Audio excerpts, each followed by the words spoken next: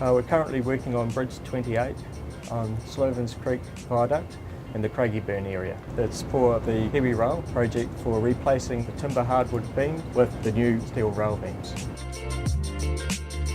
Bridge 28 is a vital link. It's a bridge which is in the remote part of the high country between Craigieburn and Springfield.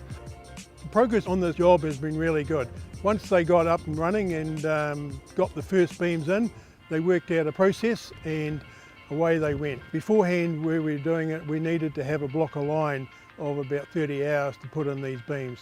The process now has been refined by Downer, and they can get 4 beams in and sometimes up to 6 in a break between trains of about 6 hours. So that is a real great achievement.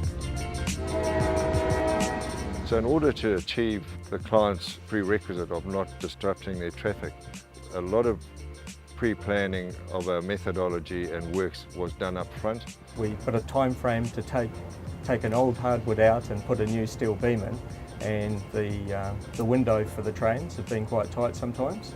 So when we start, we've got to finish. Our focus on safety really helped us align with KiwiRail, because KiwiRail need a contractor that they can rely on in the rail corridor, especially with a job of this nature where it had those critical risks in it, that they can then hand it over and trust that we will follow all the correct procedures, the correct policies, and do the right thing. Protocol when a rail movement's at our compulsory stop board is everybody is off track.